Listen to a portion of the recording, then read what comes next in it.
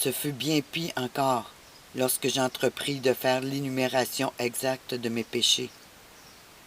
Ma mémoire se troublait, ma tête tournait, mon cœur battait avec une vitesse qui m'épuisait.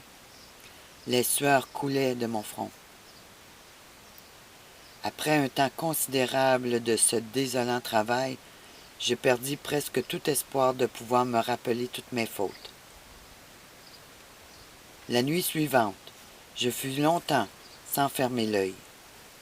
Et lorsque le sommeil s'empara de moi, ce n'était pas un sommeil, c'était un effroyable cauchemar.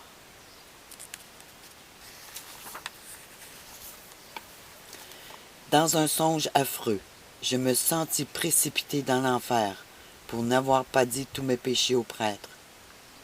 Je m'éveillai le matin fatigué, consterné par les fantômes de cette terrible nuit. Ainsi se passèrent dans un trouble inconcevable les 3 jours qui précédèrent ma première confession. J'avais constamment devant moi ce prêtre au visage sévère qui ne m'avait jamais souri. Il m'apparaissait dans mes pensées du jour et mes songes de la nuit comme le ministre d'un Dieu inexorable, trop justement irrité contre moi à cause de mes péchés. On m'avait bien promis le pardon si je faisais une bonne confession.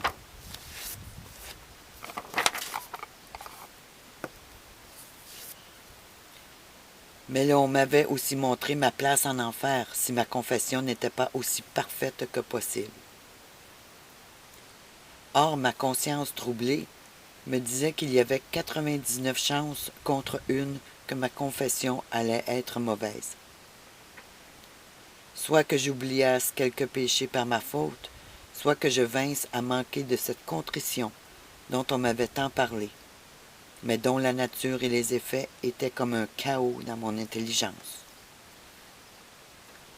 C'est ainsi, ô cruelle et perfide Église de Rome, que tu avais déjà ôté de devant mon jeune cœur ce Jésus si bon, si miséricordieux, dont l'amour et les compassions m'avaient fait verser de si douces larmes de bonheur quand j'étais auprès de ma mère.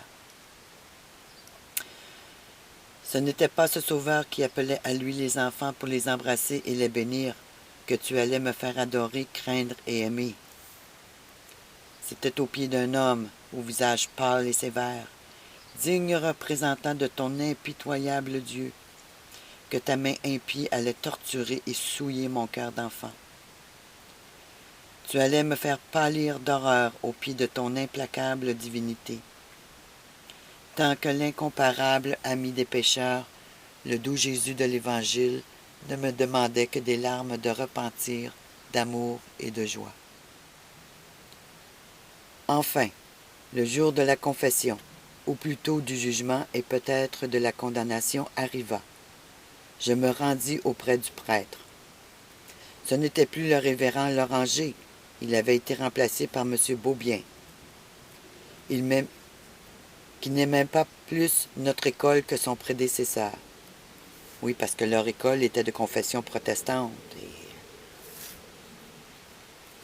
Et le clergé catholique faisait tout pour dénigrer et faire fermer cette école. Il s'était même permis de faire contre l'école hérétique un sermon qui nous avait excessivement blessés. Mais s'il ne nous aimait pas, je dois avouer que nous le lui rendions bien. Il avait alors un léger défaut de prononciation. Il parlait du bout de la langue et bégayait un peu, en sorte que nous le tournions souvent en ridicule. Un de nos amusements favoris était de le contrefaire en riant aux éclats. J'avais dû m'examiner sur le nombre de fois que je m'étais moqué de ce prêtre, et cette circonstance n'était pas de nature à rendre ma confession plus aisée, ni plus agréable. Ouais. Enfin, le moment si redouté arriva. J'allai me jeter à genoux aux pieds de mon confesseur. Je tremblais de tous mes membres. Je répétai la prière préliminaire de la confession, sans trop savoir ce que je disais, tant j'étais troublé par la crainte. Dans l'instruction qui nous avait été donnée avant la confession, on avait réussi à nous faire accroire que le prêtre est le représentant, presque la personnification de Jésus-Christ. La conséquence de cette doctrine, dans mon esprit, fut de me porter à penser que mon plus grand péché était de m'être moqué du prêtre. Et comme on nous avait dit qu'il valait toujours mieux commencer sa confession par les plus gros péchés, mon premier aveu fut « Mon Père, je m'accuse de m'être moqué d'un prêtre. » Autant il m'en avait coûté de faire cet aveu, autant je me sentis soulagé lorsqu'il fut fait. Mais je ne devais pas en être quitte à si bon marché. À peine avais-je prononcé ces derniers mots, moqué d'un prêtre, que ce prétendu représentant de l'humble Sauveur me répliqua brusquement en se tournant de mon côté pour me demander en face et mieux me connaître. « De quel prêtre vous êtes-vous donc moqué, mon petit garçon? » Oh, me couper la langue m'aurait assurément moins coûté que de lui dire « C'est de vous. » Je restai donc quelque temps silencieux. Mais mon confesseur, devenant excessivement nerveux et comme irrité de mon silence, repartit d'un ton impérieux. « De quel prêtre vous permettez-vous ainsi de vous moquer? » Je vis qu'il fallait répondre. Heureusement que son ton d'aigreur m'avait donné du nerf et de la hardiesse. « C'est de vous, monsieur, que je me suis moqué. » « Mais combien de fois cela vous est-il arrivé, mon petit garçon, de vous moquer de moi? » J'ai cherché à me rappeler le nombre de fois, mais je n'en ai jamais été capable. Il faut pourtant me dire le nombre, car c'est un grand péché que de se moquer de son curé. Je ne suis pas capable de vous donner ce nombre. Eh bien, je vais vous aider à votre mémoire. Eh bien, je vais aider à votre mémoire en vous interrogeant. Dites-moi bien la vérité. Pouvez-vous vous être moqué de moi 10 fois? Oh, bien plus que cela, monsieur. 50 fois? Bien plus que cela encore. 100 fois? Mettez 500 fois, et peut-être davantage. Mais, mon petit garçon, vous passez donc tout votre temps à vous moquer de moi? Je ne passe pas tout mon temps à cela, mais ça nous arrive bien souvent par malheur. Aïe, aïe, aïe. Oui, vous pouvez dire par malheur, car c'est un grand malheur et un grand péché pour vous que de vous moquer ainsi d'un prêtre qui tient la place de notre Seigneur Jésus-Christ. Mais dites-moi donc, pour quelle raison vous moquez-vous ainsi de moi? Dans mon examen de conscience, je n'avais pas prévu qu'il faudrait dire pourquoi je m'étais moqué du prêtre, et je fus comme foudroyé par sa question.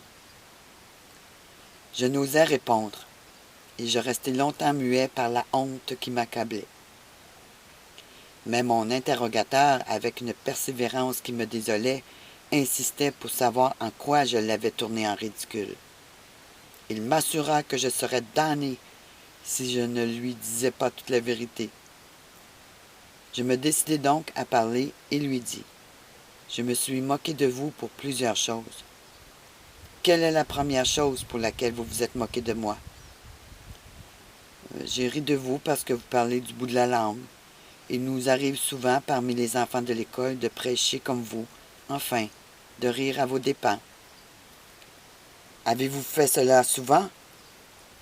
Presque tous les jours. Principalement les jours de congé, et surtout depuis que vous avez péché contre notre école.